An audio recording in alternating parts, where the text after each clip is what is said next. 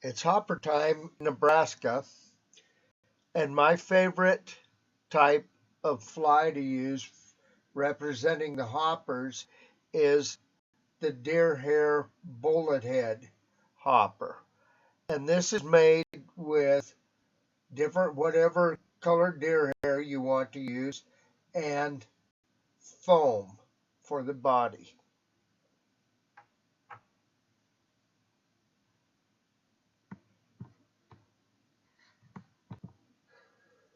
So I take a sheet of the 2 millimeter craft foam, and you can use green, tan, yellow, whatever color you want to represent the hopper's body. And I cut it about 1/8 of an inch wide.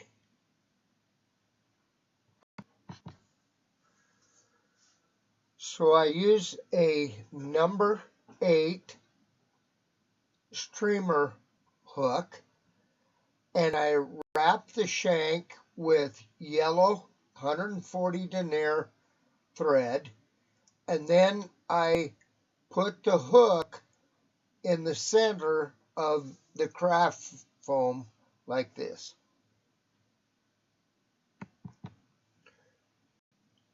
To this craft foam, I have added super glue, so that when I bend this over and I want to make kind of a loop at the back, and then I'm going to stick this foam together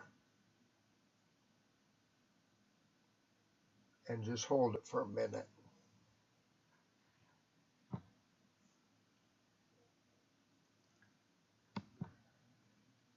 Now that I have the foam kind of sticking, I'm going to take my thread and I'm going to make segments in the body. So I'll wrap it like this.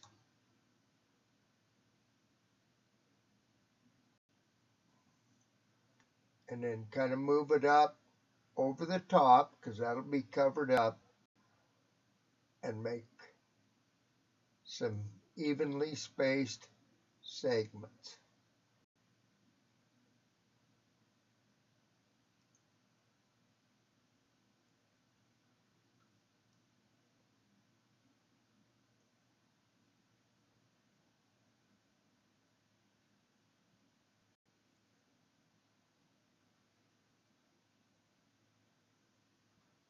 Just like that.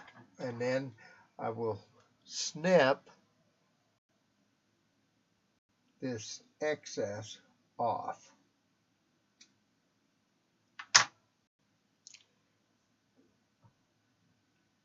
And so it'll look like that right there.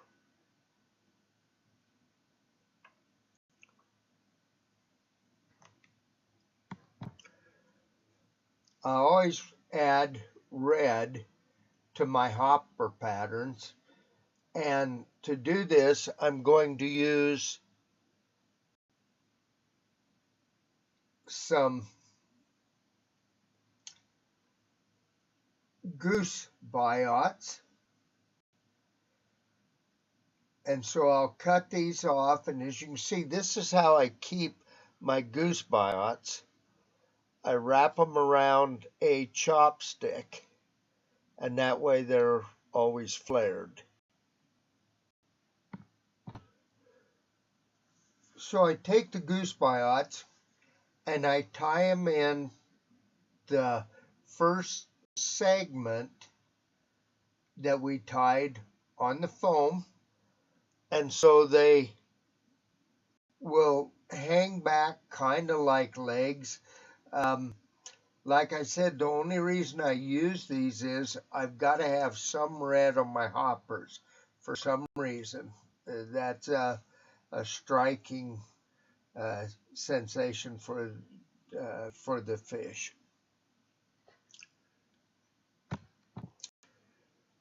Then I'm going to take some crystal flash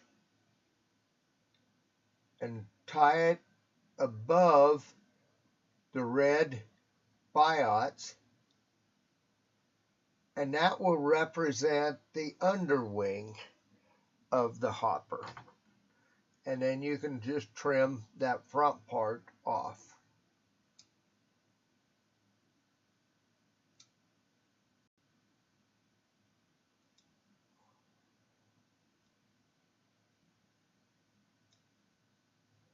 Just like that.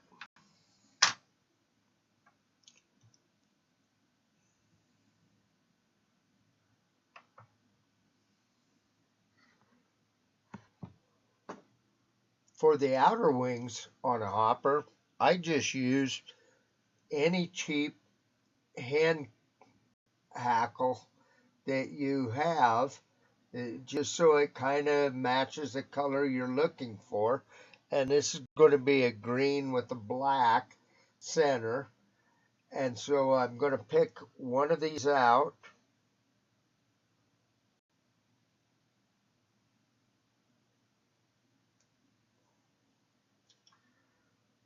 And so I've got this feather just like this. So I'm going to take this hand hackle and I'm going to lay it over the top of the underwing and then just wrap it in like we did everything else. Just kind of straighten it out so it's lined up on top of the fly.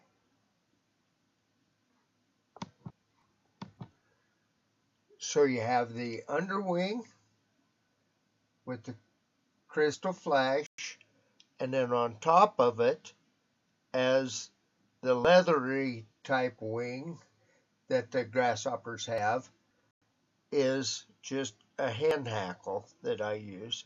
You can also use a mottled turkey feather or pheasant feather and shellac them and that, but to me, I like this because it isn't so heavy and the fly seems to always land upright then.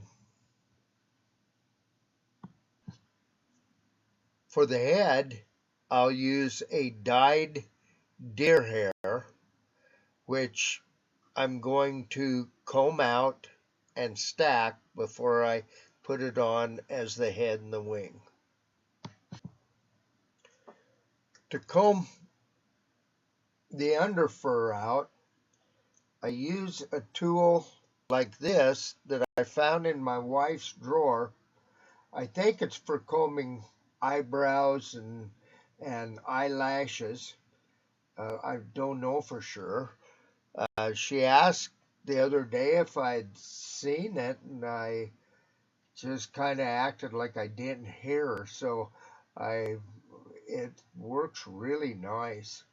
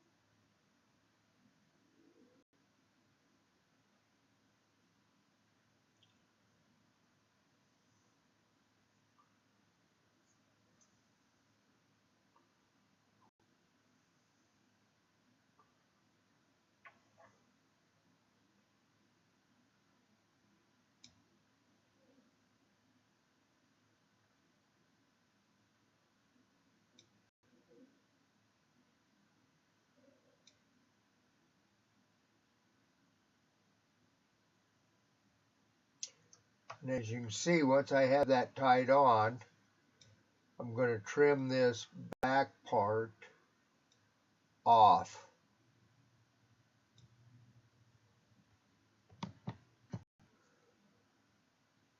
Okay, so you have your deer hair facing forward. And so what you're going to do is lick your fingers, and I'm going to start working this deer hair backwards. I want my thread back about where I want the bullet head to come to. So I'm going to take this deer hair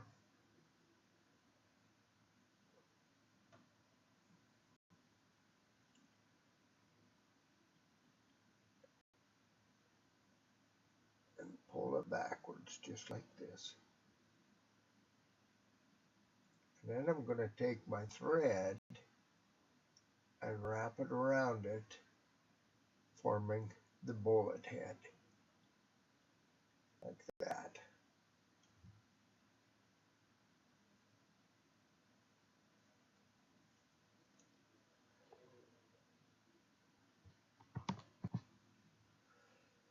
Now you want to take and trim the bottom of that deer hair off,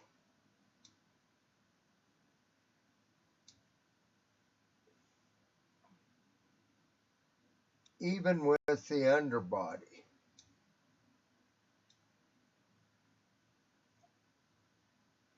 So that the hopper will float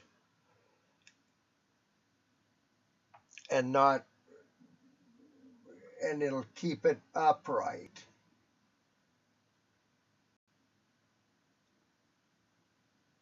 This way.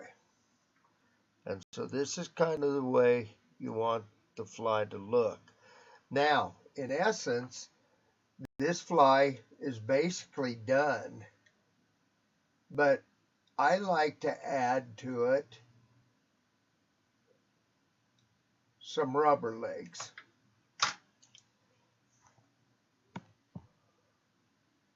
For the rubber legs, I used the barred centipede legs, and this is in a green and black, and as you can see, I've tied an overhand knot on each side of it. Now, what I'm going to do with this is I'm going to cut this in half. I don't know how I can, okay. I hope you can see that. I'm going to cut this in half. So I have the two. And then I'm going to set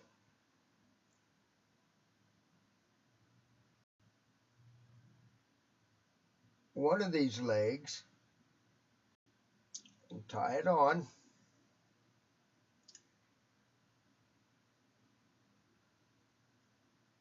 Like this. Gotta get this straight.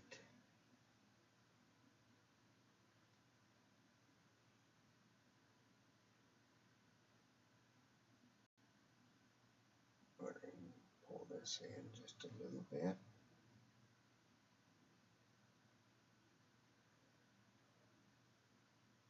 And then I'm going to do the same with the other side.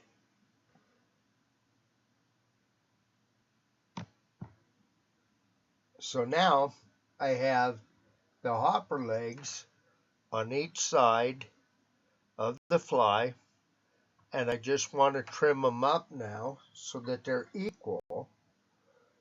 And so I kind of just snip this here for the front legs.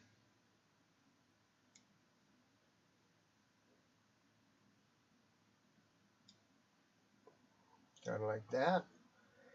And then for the back legs, I just kind of make them, snip them off so that they're also equal. And then I'm going to take and whip finish.